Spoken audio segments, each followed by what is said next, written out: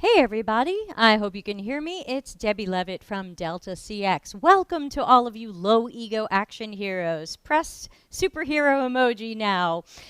It is Monday, August 10th, 2020, and welcome to episode 64, UX Research Technique and Critical Thinking. Now, this kind of jumps off from some things we were talking about previously. You might remember the proficiency phases, which was in episode 56. Go back and listen to 56 if you have not yet.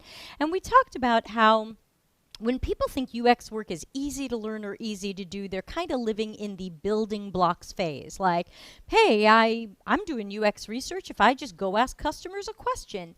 But we're not really in the strategy and technique phase of proficiency until we are doing UX research with more critical thinking and better depth and quality and approach. Because anybody can try to do UX research, but not everybody does it well. And so today we have, of course, a special guest joining us to talk more about the science and technique of UX research. And that, of course, is our super good friend, Michele Ronsen from CuriosityTank.com. Let me spell her name for you quickly. For those of you listening on the audio-only version on iTunes, Spotify, and Google Play, Michele is Michele, one L, don't get carried away. And Ronsen is Ron like Nancy, Sen like Nancy. Now you can find her everywhere. Michele joining us from California. How are you? Hi, everyone. Hi, Debbie. Great to see you again. Good to see you. You are a repeat guest here. We love you. I think this is your fourth time. We are always happy to see you to talk about UX research. Of course, we are live, so if anybody has questions, I'm monitoring the chat rooms. But I'm just going to start by throwing a softball at you. We often hear at the companies that we work at that if a product manager, a business analyst, or maybe an engineer goes and asks customers what they want, we did good UX research. How would you respond to that without crying? Without crying. I think, it's probably akin to like cooking, right? You can make a cup of noodles and pour water in and call it cooking, or you can, spend, a little bit of time learning about basic ingredients and fundamentals and science and technique and application. So I think that there is, hey, good for you for starting, for being interested and curious and taking that first step. I hope that you learned a lot and it will entice you and motivate you, to continue to learn. But that would be kind of the cup of noodles approach, I think, for me. Yeah, I hear you. I say it's like delicious Italian pizza versus microwave pizza. Right. Not There you quite the go. same thing. Yeah, not quite the same thing. So I was thinking about another place where we could start today would be very often, again, from people I talk to, from places I've worked, sometimes people think that UX research is running a survey, and that if you just run a survey and collect some information from people, we've done great research, and that's all we need to do. It's fast and cheap. Can you tell us a little bit about when we do and don't want to run a survey? I think I wouldn't start with methods at all. I would always encourage people to start with what are they trying to learn and where are they in the process. So, for example, are they looking to learn about what they should build, or are they looking to learn about if they're building the right thing or if they're building the thing right? Or are they looking to learn about whether to add a new feature or some new functionality or sunset a feature or some functionality? So what is the research question, so to speak? And then the next question I would ask after that is, where are you in the process? The question and where you are in the process should align, and that in and of itself would inform or should inform the next steps that you take. But a survey is can be very helpful depending upon what you're looking to learn, how advanced you are in your ability to find the right people and ask the right questions in the right way and understand how to analyze and synthesize and then move from findings into into action, if you will, right? So there's a huge communication and interpretation that has to happen from that point to make some impact.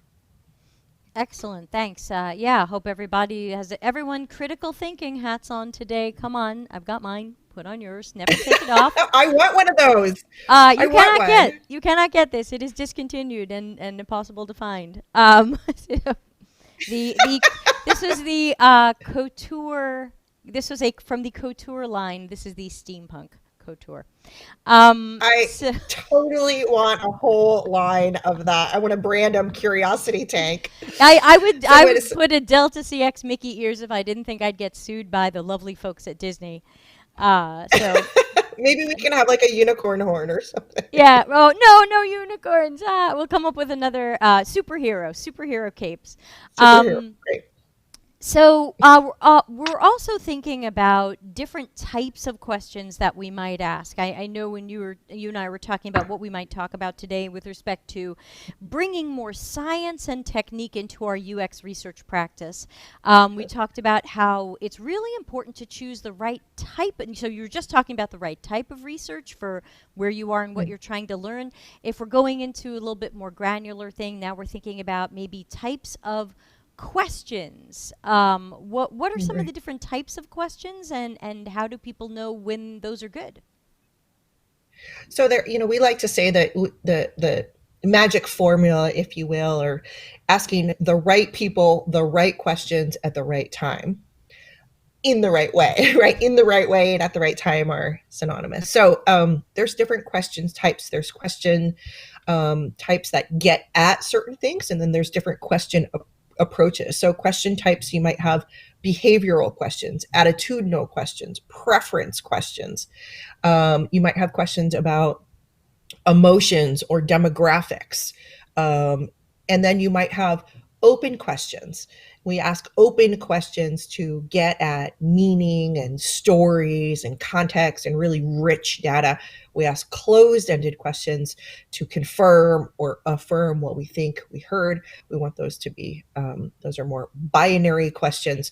So knowing what you want to learn and the best way to gather that sort of feedback in the best approach is really important. So again, we want to ask the right people the right questions at the right time. Sometimes you can do that with a survey, and sometimes a survey is just not the best tool, depending upon where you are in the process and what you're looking to learn. So, for instance, surveys are not designed per se to collect a whole bunch of open-ended questions that would make it very difficult to analyze and synthesize. While doable, if under maybe 30 or 50 people, depending upon the type of responses, there's probably better methods. And better methods, would that be interviews, or what are, again, let's imagine some of our listeners today are really new to UX research and they're not familiar with some of these terms. So if we say better methods, what might some of those be? It might be an unmoderated usability test. It might be a moderated or a one-on-one interview. It might be a click test. It might be a card sort. It might be a tree test. It might be, it could be a survey. It could be any sort of combination. We could do a card sort or a fill in the blank or a show me or a tell me within an interview. So we could combine a bunch of methods. Also, people often confuse journey mapping as a method or stakeholder mapping as a method. It drives me nuts. Those are not research collection methods. Those are Yes, for that I'm going to broadcast the fire.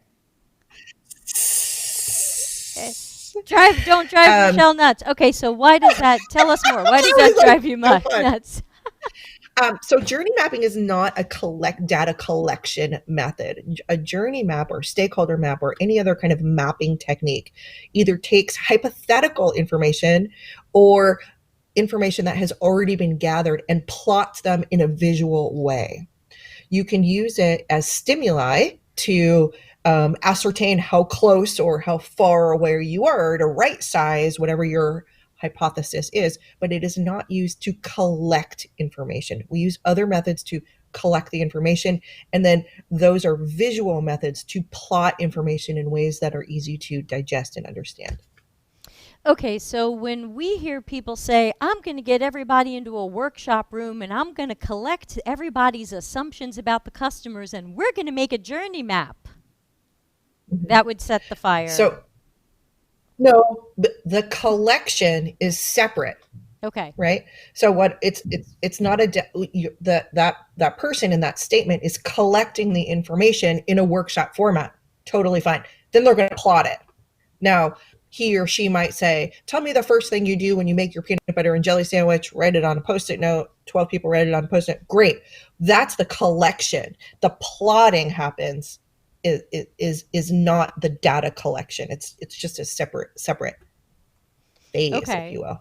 And if I can ask you a question, and this is my bias because this is what I run into a lot when I look at portfolios, especially of people coming out of boot camps, I often see customer journey maps completely guessed at. Nobody was interviewed, nobody was observed, there seemed to be no research, and there tends to be now a customer journey map either of what I think the customer does or a customer journey map of how beautiful life will be for the customer once I build this fantastic project. Are there better names for those? Are those good, bad? What do you think? So I would break those apart. I think it is totally fine to create a journey map based on your hypotheses. I think it's a great place to get the team aligned and get the team on board with what we think is happening, and it's a great place to start. Then collect the data to find out how close you are, how far away you are, and then right size it. So it can be a great tool to be used in that way.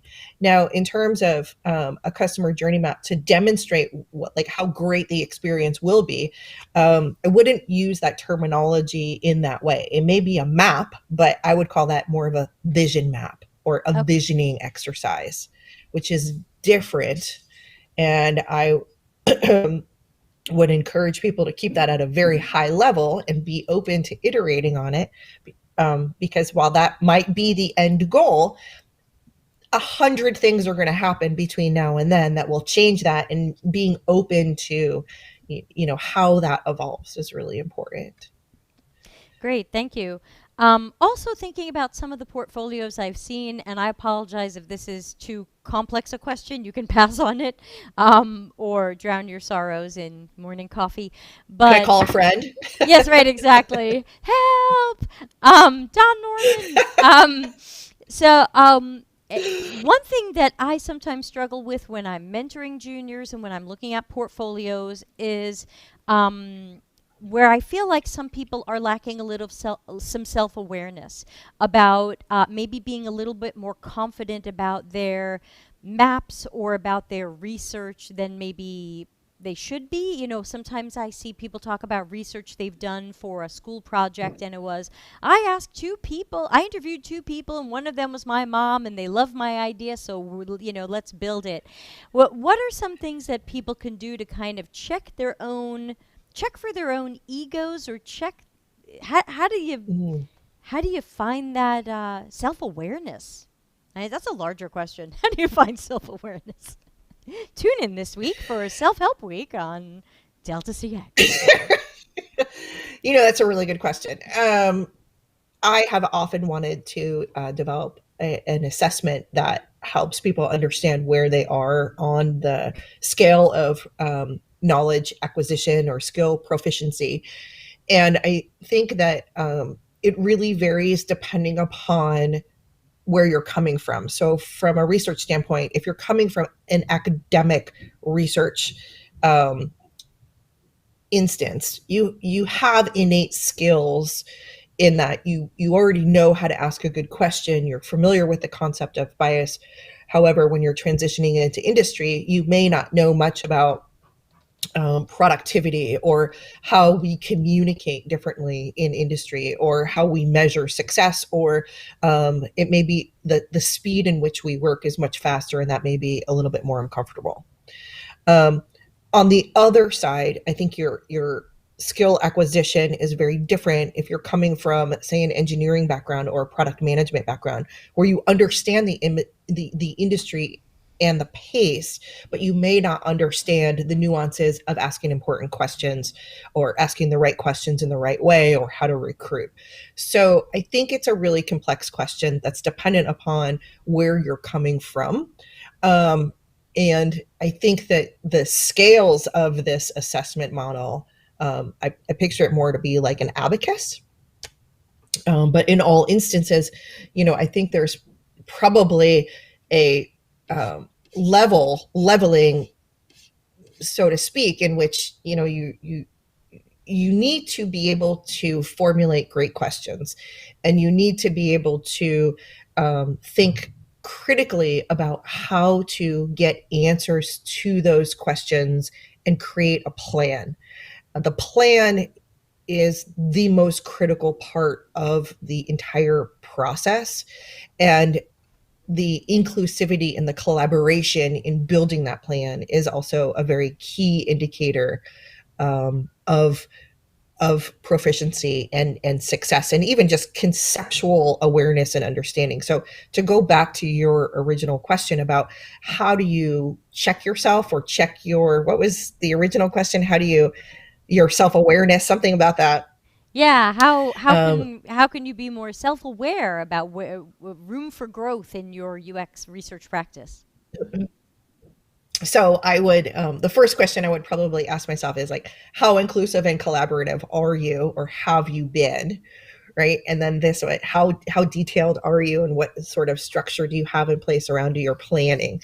So depending upon if you're coming from industry or if you're coming from academia, you're gonna hit a pitfall right there in step one, right, or a deficit, so to speak, in which you'll have to upskill, in step one. But there's also some other critical steps along the way in terms of being aware of the different methods and the different platforms and everything that I think should come far after you build those kind of foundations. Learn first how to ask great questions and how to collaborate with a variety of people. The methods can come later. Analytical sophistication and tools and techniques, you can grow those over time, but you can't ever replace the ability to know how to ask great questions. That's like foundation block number one, in Love my it, love opinion. it. So quickly, we're gonna just take a quick 10-second break. I do not have a sponsor for the show, so I play a 10-second video about my company. And now, here's that. Delta CX, available for CX and UX consulting, projects, and training. Contact us for a free consultation. Wow, that was that. And I also want to remind all of you low ego action heroes out there to please subscribe on YouTube, ring the bell to know when I am live. I know I need a dark background here. And also, I've got a free Slack workspace where you can come and hang out with me and about 220 of your closest low ego action hero friends. That's deltacx.link/join Slack, all one word lowercase, and totally free. Come and hang out. And of course, if you're having fun, please press like on the video, leave a comment in the chat or under the YouTube video if you're watching it later. Best way to tell YouTube you like this stuff. Now, Michelle, we've got our first questions in the chat room. We've got 30 people watching live today, so thank you to the live viewers. And we have a hello from Randy from UX Stars, says stopping by to see two of my favorite UXers. But our first real question is from Ralitza, who says, "Hello, Debbie and Michelle. I have a question related to analyzing interview data. Can you share some approaches besides affinity mapping and transcribing and coding?" Well, I think affinity mapping is an approach, but transcribing and coding is is similar. I think maybe a better way to reframe that are, what are some different approaches to analyzing and synthesizing? Is that more where you're coming from? I'm thinking she probably is. Let's go with that. Okay, great. So there are a variety of different tools that we can use to analyze and synthesize information. I think first want to take into consideration what type of information are we analyzing and synthesizing. If these are results from a card sort, that's a very different type of data than results from, say, a survey, than results from, say, a series of interviews. So, first question I'd ask is, what kind of data are we talking about? There are, regardless of the type of data, there's a number of frameworks that we can use to organize our thinking. And I actually just introduced the concept of frameworks in my class called Orchestrate last night. And frameworks help us plot information in a very strategic way. So we may have a framework about um, um, uh, organizing data into start, stop, and continue, or organizing data into must have versus nice to have, or high risk versus low risk, or in brand versus out of brand, or near term versus long term. So, thinking of frameworks might be a great way to organize your data, again, depending upon what your data is.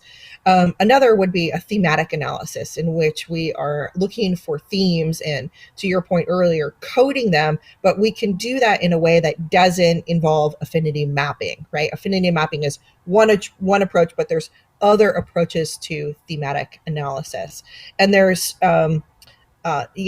just a variety of ways that we can approach this. It really is dependent upon what you're looking to learn and what type of data we're talking about. We can also do a correlation analysis of understanding how data A or segment A relates to group or question 6 or doesn't, and things like that. So it would be helpful to put that more in context. Yeah, for more context, my guess would be, just because I've had some private conversations with Ralitza, I would imagine this might be maybe some interviews, some research interviews with people where you've created your discussion guide, you're asking them questions, you've spoken to 5 or 10 different people, and now you're looking to analyze that data. So another approach might, I'm a huge proponent of note-taking strategies, and setting up your note-taking strategy before you begin interviewing. So you take notes very strategically on the information that relate directly to your goals and objectives. So in your note-taking strategy, you may want to predefine what you are going to take notes on. I am not a big advocate of taking notes verbatim. I find that you wind up collecting way too much data that you don't need. And I'm also not an advocate for taking notes on what seems important, during that session, because you're introducing bias in terms of even what you're selecting to take notes on, and what you're not. So note taking frameworks and note taking strategies. I have a series of like tools and templates that I share with my students in terms of how to set these up, and um, frameworks to consider, as well as like different tools and ways. You can take notes in Trello, you can take notes in Google Sheets, you could take notes in, Miro. You can upload these in, a variety of different ways. I think it's dependent upon your behavior and what's going to be culturally relevant to you and what you're looking to learn. Great, thanks. And again, we're not sponsored, but let's take a moment to talk about Curious. Before I ask you some Oh, questions about bias, let's take a moment to talk about Michelle's universe over at curiositytank.com, because when she's talking about her classes and her workshops, that's what she's talking about. So, Michelle, why don't you take a moment and just tell people the kinds of classes and workshops that you're offering, and maybe when they're coming around next, and how they can sign up. excellent. Great. So I am a user research practitioner and educator, and I've been working in the field from the design side for I'm about sorry, I 25 forgot to years, and have you from introduce yourself. You've been on the show so much, I totally forgot to have you introduce yourself. Michelle, that's okay. who are you? Tell us about yourself. I am a recovering designer. Design's definitely my first language. I pushed my own pixels for the first 20 years of my career, and I moved into research about 9 years ago. but I have been an educator and teaching in the design and then in the UX research space for quite a while. The workshops that I've created focus on how to boost your confidence in conducting user research, how to become more proficient, where to start, what the building blocks are. And they are all learn by doing classes. So you roll up your sleeves and you work on a project as you go through the series. And the series is called Ask Like a Pro. You can find more information about it at curiositytank.com/workshops. And there's two ways to participate. You can participate as an all-in student, where you're actually interacting with me and other members of the cohort, and you get feedback and one-on-one guidance and mentorship from me through the program. Or we just launched a new observer role, where observers basically audit the class, and they don't do the same kind of level of heavy lifting.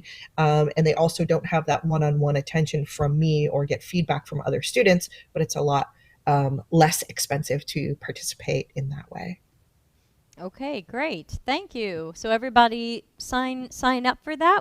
I know many happy Oh, customers of your workshops, and my boyfriend has been an observer, so I hear good things. Uh, thank you. Thank you very much. I'm excited to announce the dates of the next cohort. We're waiting here to find out about schools. So it's kind of dependent on the school schedule, on the little ones' school schedule at this point. But yeah, they're great. This will be the fourth cohort, and we just continue to scale and scale and scale, and they just get better and better. It's an amazing community. Excellent, excellent. Everybody, check it out. And I don't get paid to say that. Ralitza says, "Thank you, Michelle. I do take notes, but haven't taken the time to define in advance what I will take notes on. Great tip. Appreciate the detailed explanation." And then we've got another Sure. question, though I have to admit I wasn't too sure what this question meant. I've already asked a follow-up question, but Swaraj is asking, "Hello, Debbie and Michelle. I want to ask if doing MTech on Internet of Things, machine learning, or data science or AI helps a UX research career path." That's a mouthful. I know. You know what? It can't hurt, but I certainly wouldn't invest in developing those other skills until you have the foundations of um, knowledge and skill acquisition underneath your belt. Until you are proficient in being able to ask great questions, demonstrate your methodological rigor and breadth and familiarity with tools and templates and approaches, and have presented a number of times to connect those dots and motivate teams from insights into action, until you have some sort of proven, demonstrative, verbal, and written command of the language and of the industry. And we definitely recommend that you build those skills first, because certainly expertise in the area or even basic cursory knowledge in those areas is not required to succeed in the field. Excellent, excellent. And just a reminder to those of you joining late, building blocks is asking questions. Science and technique is asking the right questions to the right Right. people. How else does it go? What else do you say? The right questions, the right ways to the right people. At the right time, Thank you, right? everybody. Write that down. I only got a piece of it there. So we think anybody can ask questions, but as they said in Saturday Night Live, Toonsis the cat can drive, just not very well. So, you don't want a driving cat to send you over a cliff. Reminder that we are live if anybody has any more questions for Michelle. And while we're waiting for more questions, we still have some time left. So let me ask you, we flirted a little bit with the word bias. Just for people who might be new to UX research, let's just answer the very simple question of, what do we mean when we say bias? Because usually it's a word that we associate with things like racism or discrimination. What do we mean when we say that in research? The reason why we are so concerned with bias is because we don't want to knowingly or unknowingly sway how our participants respond to something. And bias can be introduced in um, in using language that is unfamiliar. Maybe it's a jargon or an acronym. It can be introduced by asking a question that may be double barreled, or a question that is leading, or a question that is either positive or negative, but doesn't provide the opportunity to comment on both sides. Mm. Bias can be introduced when you're doing concept tests. For example, if you're testing two different concepts or three different concepts, we always want to change the order in which those concepts are being um, shared. You will always receive more feedback on the first concept that is shown. So bias can be introduced also in the fidelity in which these concepts are being rendered. You don't want to show something that's higher fidelity and something that's lower fidelity. You don't want to show something that's black and white and then in color. We want to make sure that it's an equal equal treatment, if you will. A frame of reference or lack of reference might also contribute to bias, and question wording for sure can also contribute to bias. Um, and a question that's a dead giveaway. Would you like to get this for free, or would you like to pay for this? I mean, it sounds silly now in the context that I've just had this conversation about bias, but it's those questions. You hear those questions being asked all the time. I actually have a tool called how to identify and mitigate bias. If any of you are interested, feel free to email me, and I can share that. I'm looking at my resources page now, and it's not up there. Just put send me bias tool in the subject line, and I will do my best to get that back to you. Okay, great. Everybody track down Michelle on curiositytank.com and email her about bias tools. I'd love to see that too. We've got a fresh question in the chat room. Thomas Okay. says, and this is a long question because YouTube only lets you write little bits. It is a well known frustration in the UX industry when seniors from other backgrounds expect to start at the same level when moving to UX. So, someone who has 5 years in marketing expects to start their first UX job as a senior. Thomas asks, do you think it is the same when looking at moving from UX designer to specializing in UX research, or does it depend on the depth and quality of your work? Was that too long? Should I summarize that? Yeah, can you summarize that? Okay, let me summarize that. Sorry, we get long, thoughtful questions from nice people. So the question is basically, if someone wants to move from being, say, a UX designer more into research, do they have to start as Yeah. a junior researcher? Or if they've been working in UX already, could they already possibly have a little bit of seniority where their first research job doesn't have to be junior? The titles are all over the place. So I would throw titles out the window. I would go back to your level of skill proficiency. How adept are you at asking great questions? Can you conduct a study? How much help or support do you need to conduct a study that alone, right? Choose the methods, perform the recruit, gather the data, apply note taking strategies, conduct analysis and synthesis, do this inclusively and collaboratively in a culturally relevant manner, and deliver the findings and insights and motivate your team into action, right? So, where are you in terms of the 5 stages of the skill acquisition? You're probably more competent in some areas than others. That's how I would evaluate a transition, not on title. What a junior researcher means at a startup is very different than what a junior researcher means at a very UX mature organization. And I'd same have with to a agree. senior researcher. I mean, it's not, I don't go there. Don't worry about the title. I would I hear worry you. about the skill. focus on the skills that are needed, and to bring this back to our earlier conversation, develop that self-awareness. The number one thing that I want to see is the growth mindset.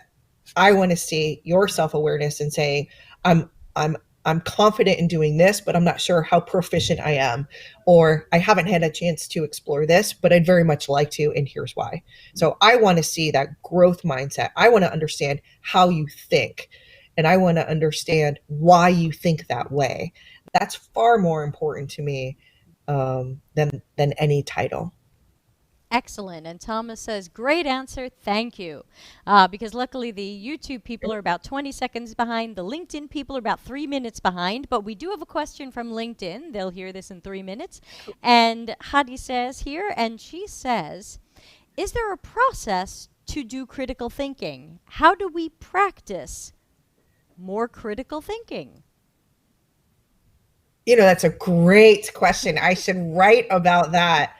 I need to make a note. How do we practice critical thinking? Or how do we recognize when we're So, not? right, right. Well, let's start even with the definition of critical thinking, right? Let's come up with, What do you got? so critical thinking to me would include how someone organizes and processes abstract, um, requests, thoughts, plans, processes, how they conceptualize something, how they move through the stages of understanding to, processing to application, um, how they take it in, like their mode of thinking, um, and how skillfully they navigate through those sorts of, I don't know, systems. I don't know. This is such a fascinating question. I think it would be Just put on helpful your to hat. come up with a, right there. You can buy it for $19.99. I'm sure you could buy a course on, Coursera for. Um, so, how do you develop your critical thinking skills? Practice. I think it's a research mindset. I think at this point it's so innate. Um, and all of my classes really focus on this, although I don't think I have ever called it out as critical thinking. Now you have me thinking about this. But critical thinking is continually named as one of the most important differentiators and skills desired. It's also noted as, one of the most important skills that can't be offshored, right? It can't be automated, if you Right. will. Um, it's about problem solving and your approach to problem solving and formulating responses and pathways to problem solve. You're doing a You beautiful have me job really, really considering I put you on the spot with this one. totally on the Well, we spot. got it. We got the It's question in the chat. What can we do? We say no, yes it's to our great. our Who has wonderful. questions? You please, Yeah, I please link in with me. for me, the critical thinking is being able to look at things objectively, removing the ego and being self-aware of the bias and being able to remove the bias and trying to be the best problem finder and problem solver that you can be. But it really requires a lot of objectivity. It requires you to step away from the mirror, step away from what others might be saying. Usually we hear critical thinking referenced when it's like, oh, the stakeholder just said I should do this, but we No.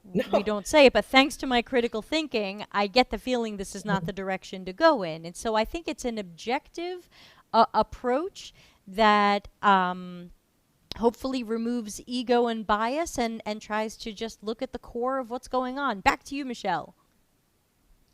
That's a great addition. I would, yes, and I would add to that, it's also about being able to look at things from multiple perspectives. Mm.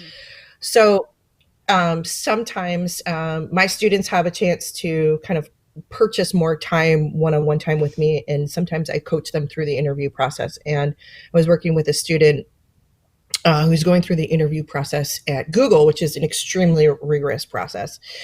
And she said, "What, our first session?" She said, "So, what kind of questions do you think I should, be prepared for?" And I said, "Well, I don't know. Did you Google like the questions?" And she said, "What do you mean?" And I said, "Well, let's just go and Google user research interview questions." And she said, "Oh, I never thought about that."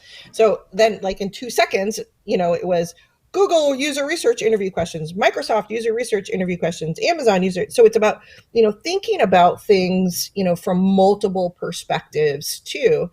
And this is a very bright, very talented woman. And she didn't have that perspective. So I would also like to introduce um, in addition to our critical thinking definition about taking and applying multiple perspectives. That's a good one too. I like this. I like where we're going. Yeah, thanks again for the question. If we think of more, we'll yell it out. But we also have another Yeah. question from Caroline, who was lovely enough to join us last week on our brainstorming, though I forgot which anonymous animal she was. Was that you, Caroline, or a different Caroline? Anyway, Caroline says, for those who don't specialize in UX research, but it sounds like they're expected to do it at the job, what are some key Mhm. research methods to apply if you're a product designer? hmm So I refer to you as temporary researchers, right? So in my mind, there are three buckets of researchers. There are temporary researchers like yourself who didn't study for this and didn't expect this, but you have like a specific need. Founders and CEOs of companies, I also put into the temporary research bucket. Um, and there are accidental researchers also, like people who like kind of fell into this. And then there are aspiring researchers, and those are the kind of the three segments that I cater to. So in terms of what methods should you improve or focus on, again, I would go back to your foundations. Learn how to ask good questions. Once you have mastered the ability how to ask the right people the right questions in the right way, you will be able to use any method. Hmm. In the orchestrate class, I go through 7 reasons why you should not focus on building your or choosing a method to um, focus on or become proficient in. And there's so many reasons why. First of all, because you're not always going to have access to the same tools. The tool stacks are going to change, your subscriptions are going to change, and you're going to change employers. Another one is appropriateness. There isn't always an appropriate tool or time or money. And sometimes asking, intercepting or doing some sort of guerrilla testing is going to be, the best approach. And even sometimes data analytics. So again, like shore up your ability to ask good questions. Another one is that tools aren't always suitable, right? So you might master Survey Gizmo, but if you master Survey Gizmo and usertesting.com, you're going to try to shove all of your research questions into those tools, and they might not be suitable. And for you to start to compare tools without prioritizing what you're trying to learn will also, just really mix you up. I could go on and on about not focusing on tools, but I won't. Okay. But I don't do it. Learn how to Right. ask good questions. Right. Because the technique is more important than whatever tools this employer or project happens to have. Randy says Michelle brought up 5 whys in a recent class. I think 5 whys is a critical thinking tool, says Randy. The 5 whys, yes, thank you, Randy. Yeah, 5 whys is really helpful. I also have this tool called 13 Ways to Dig Deeper. And on my website in the resources section, curiositytank.com/resources, you can see another tool called participant question starters. That tool is organized into 5 columns. The center column are all questions about digging deeper, and everything in there is has been scrubbed for bias also. Excellent, thank you. And we've got a follow up question from Ralitza, who says, how do we make sure we don't trigger defensive responses in others when interviewing them? Hmm. Okay, so I'm a big fan of setting everybody up for success, including yourself. So set your stakeholders up for success, set your participants up for success, and set yourself up. Like put your own oxygen mask on first. And one of the things that I really teach and preach is that to me, conducting live interviews is a combination of art, science, and improv, right?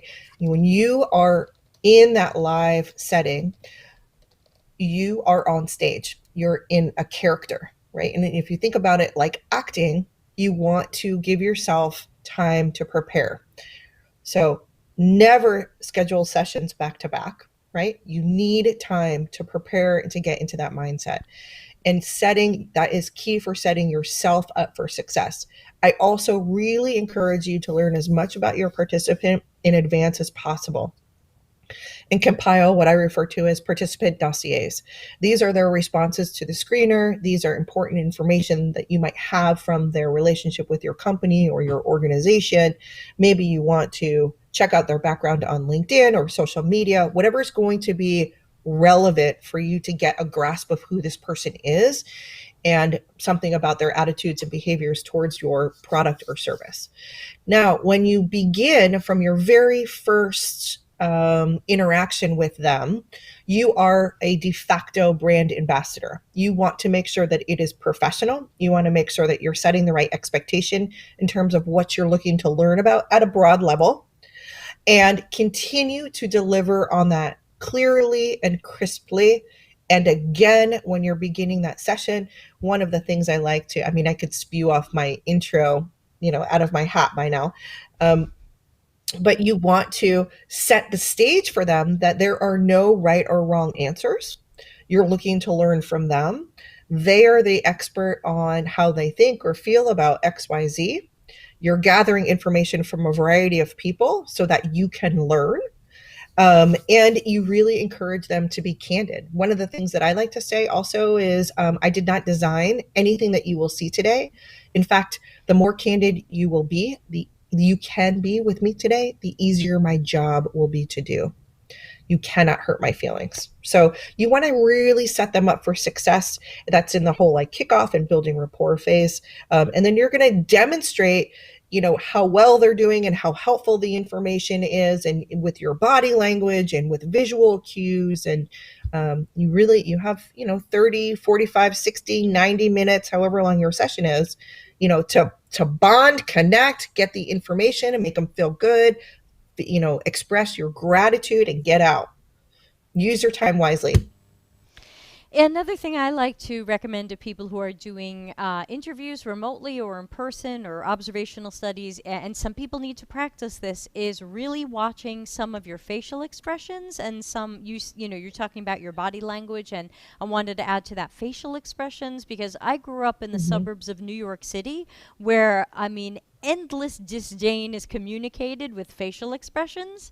And New Yorkers are constantly, Yeah. for those listening to the audio What? only, I'm making New York faces, and Uh-huh. there's eye rolling, and I think for some people that's just a part of their natural communication. They don't even know that they're doing Right. that. So I suggest to people either practice in the mirror or video record yourself and watch later and Mm-hmm. see if you have bodily and facial reactions to things people say. You're laughing. Go ahead, Michelle. I have a whole teaching tool called a moderator evaluation where I use this in my art of the interview class that I teach at General Assembly as well as the interview class in the Ask Like a Pro series, and the whole activity is to record yourself, and I teach you how to pin your own video in Zoom or whatever recording software you're using, and then go through this evaluation checklist because people often don't know like where the goalpost is in the activity.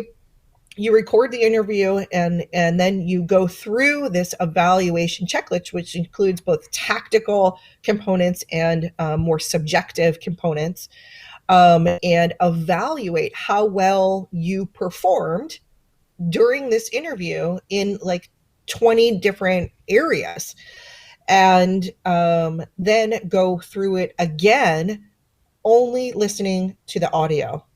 Mm. And you'll hear, I joke, like you'll hear like how much saliva you have in your mouth and how many times you said and you'll hear like how many times you coughed or how many times you slurped, or yeah, you'll hear like all these gross things, and then go through it again, watching only the video. Right, turn off the audio. So you go through it 3 times and you'll curse me out like till the cows come home. I developed this originally for my students at UC Berkeley, but I have to tell you, it is the most profoundly eye opening activity you can go through to understand where you need to become a little bit more proficient in your own moderation skills. And it also helps you establish, where those goalposts are. Beautiful, beautiful. And Ralitza thanks you also. Thomas is back, and Thomas says, do you have any top tips on recruiting representative participants where you may not have an existing panel or the budget for a third party recruiting service? Yeah, go to where your users are. So if you are looking to develop or recruit new home buyers, go to a home buyer meetup, right? Talk to um, loan officers or brokers. Go to open houses, right? Go to where they are. If you're looking to talk to new skateboard riders, find out where skateboard riders hang out on social media.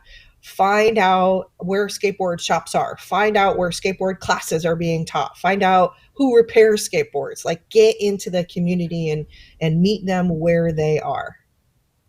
Excellent, excellent advice. Thank you so much.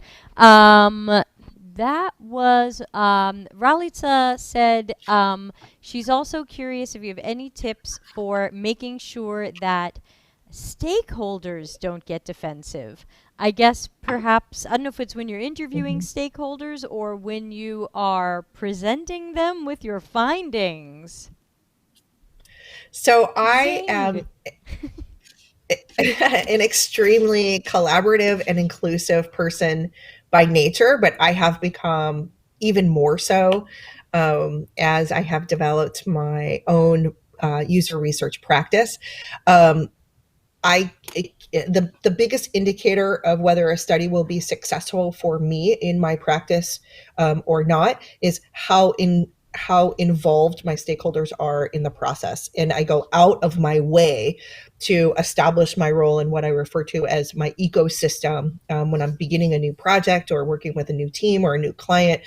And I want to include them when I'm gathering the initial feedback. I want to include them when prioritizing the key questions and understand what I refer to as their beautiful minds, right? A product manager has a very different perspective than a developer, has a very different perspective than a CEO or a product manager or so forth. So I want to truly understand these beautiful minds, and I want to gather their perspectives at the onset in order to generate interest in the study and in order to generate buy-in and investment in the outcome. And I'm going to include them in every phase of the project. So there shouldn't be any surprises.